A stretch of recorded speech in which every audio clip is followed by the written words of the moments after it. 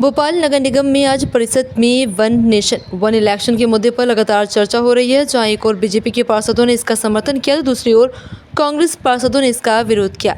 कांग्रेस पार्षदों और नेता प्रतिपक्ष शाबिस्ता जकी ने कहा कि जब भी परिषद लगती है तो जनहित के मुद्दों को भटकाया जाता है, इधर उधर की बातें करके समय बर्बाद किया जाता है। वन नेशन वन इलेक्शन को लेकर पार्षद शिरीन खान ने कहा कि हम सभी इसका समर्थन करते हैं, लेकिन जब विदेशों में बैलेट पेपर से चुनाव होते हैं तो यहाँ क्यों नहीं होते।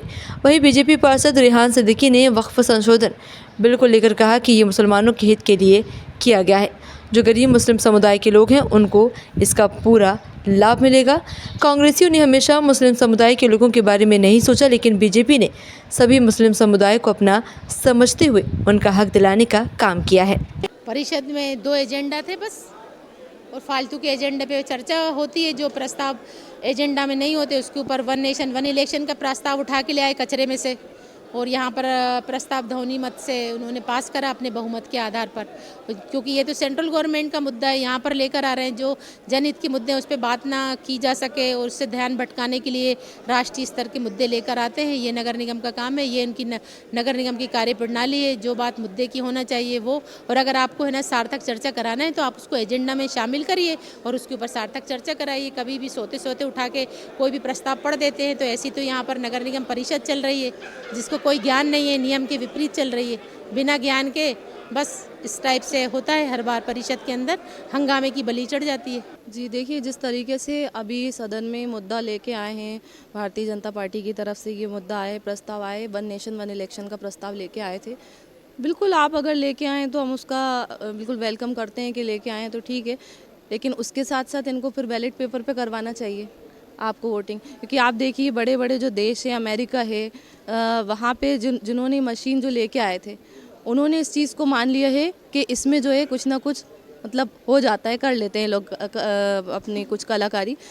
तो जब उन देशों ने मान लिया है कि बैलेट पेपर पे इलेक्शन होना चाहिए, तो फिर हमारे इधर बैलेट पेपर पे इलेक्शन करने में प्रॉब्लम क्या है।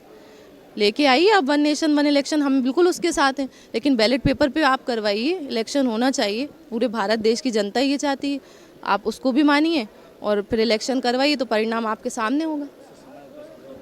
समय और पैसा दोनों बचेंगे। बैलेट पेपर पे इलेक्शन होने से ही डरते क्यों हैं, क्यों पीछे हटते हैं। मैं तो कह रही हूँ कि हम लोग तो उसका वेलकम कर रहे हैं, हम आपके प्रस्ताव के साथ हैं। ठीक है, वन नेशन वन इलेक्शन का प्रस्ताव आप लाएं, हम उसको ठीक है मानते हैं, लेकिन आप बैलेट पेपर पे करवाइए तो पूरी जितनी भी असलियत है, पूरी भारत देश की जो जनता है वो असलियत आपके सामने लेके आ जाएगी।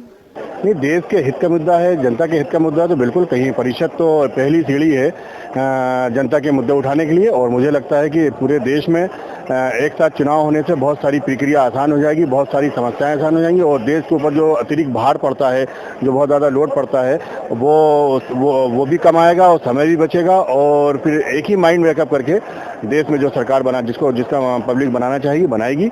मुझे लगता है ये ठीक है, और भी नगर निगम में भी इस टाइप की पहल होना चाहिए।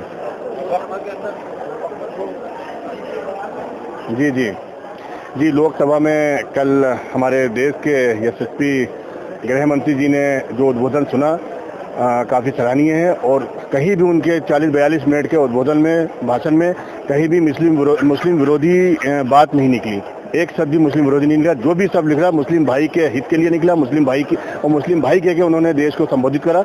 और मुझे लगता है ऐसे लोगों की जो भूमाफिया हैं, जो करोड़ों की संपत्ति पे अपना अधिकार समझ रहे हैं, उनकी संपत्ति लेके गरीब मुसलमान, जो बेसहारा मुसलमान है, यतीम मुसलमान है, जो जिनके पास 2 जून की खाने को रोटी नहीं है, उन मुसलमानों तक वो संपत्ति दी जाएगी। और मुझे लगता है अगर ऐसा होगा तो फिर कहीं ना कहीं मुसलमान का उद्धार होगा, और हमारे खुद के कॉलेजेस बनेंगे, हमारे खुद के अस्पताल बनेंगे, वहाँ पर मुसलमानों को और ज़्यादा लाभ मिलने की उम्मीद है, जिस हिसाब से हमारे देश के गृह मंत्री जी ने बोला। और मुसलमानों, अच्छा इसमें एक चीज़ और भी हम बता दें कि कुछ कांग्रेस के लोग जो सिर्फ एक ही चीज़ को इतने दिन से उम्र चला रहे थे, कब्रिस्तान में दफनाने का अधिकार छिन जाएगा, या मदारिस का अधिकार छिन जाएगा, या खानखा में नुकसान हो जाएगा, या मदरसों में नुकसान हो जाएगा, ऐसा उन्होंने क्लियर कर दिया है। इस टाइप की कोई चीज़ नहीं है। और संपत्ति प्रॉपर्टी जो वक्त की प्रॉपर्टी है उसको लेने हम नहीं आए हैं, बल्कि जो वक्फ की संपत्ति है, जो मुस्लिम भाई वंचित है, उनको देना है। और जो पैसे वाले लोग हैं, जिनने चचाबाद भतीजाबाद 60-70 साल से चला के कांग्रेस के नेताओं ने वो संपत्ति अपने चचाबाद भतीजाबाद को जो दी थी, उनसे लेके गरीबों में वो संपत्ति तकसीम करी जाएगी। और ऐसे गरीबों में हमारे मस्जिद के जो इमाम है, मस्जिद के मौजिन है, 70 सालों में कभी कांग्रेस ने इन लोगों की फिक्र नहीं करी। ऐसे लोगों की फिक्र हमारी मतलब सरकार कर रही है। और ये मुझे लगता है कि आने वाला टाइम हमारे वक्त के लिए बहुत अच्छा टाइम है। कांग्रेस इस पर विरोध कर रही है। कांग्रेस ने तो भ्रष्टाचार करा है 70 सालों में। कांग्रेस के नेता अभी तक सेंट्रल गवर्नमेंट से लेके स्टेट गवर्नमेंट तक कांग्रेस के नेता ही वक्फ के चेयरमैन बने। वक्फ के चेयरमैन बनने के बाद में वक्फ की जो जमीन थी उसकी लीज कराई। अब लीज कराने के बाद में उसको उन्होंने पीछे के दरवाजे से करोड़ों की अरबों की जो जमीनें थी, पीछे के दरवाजे से ब्लैक में पैसा देते थे वक्फ के चेयरमैनों को। और उसके बाद में वो जमीन का नॉमिनल रेट पे किराएदारी करते थे। वहाँ लोगों की बड़ी बड़ी मल्टियाँ बनी हैं, बड़े बड़े मॉल बने हुए हैं, बड़ी बड़ी दुकानें बनी हुई हैं। और औकाफ में अभी भी उन दुकानों का किराया 500, 1000, 2000, 5000 जमा करते हैं और वहाँ से लाखों रुपये वसूलते हैं वो। ये तो गलत है। ये हमारे जो लोग हैं, जो वक्फ को अल्लाह के राह में करके गए हैं, वक्फ का पैसा हमारे इमामों के लिए है, वक्फ का पैसा हमारे मौजिनों के लिए है, वक्फ का पैसा हमारे विधवा बहनों के लिए है, वक्फ का पैसा हमारी यतीम बच्चियों की शादी के लिए, वक्फ का पैसा हमारे बच्चे अनाथ बच्चों के लिए है।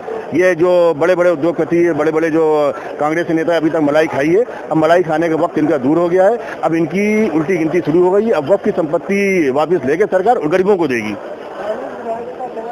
मुद्दों की बात को तो भाई, मुद्दे पे जब भी कोई बात करने खड़ा हो तो उसको भटका देते। नहीं, वो तो होने ही नहीं चाहिए था। हम तो उसके पक्ष में, वो हम तो मुसलमान आदमी, हम तो उसका विरोध करेंगे कि बिल्कुल गलत ढंग से पास हुआ है। वो साबित कर दें कि मुसलमानों के हक में। जो बीजेपी में मुसलमान बीजेपी जैसे ही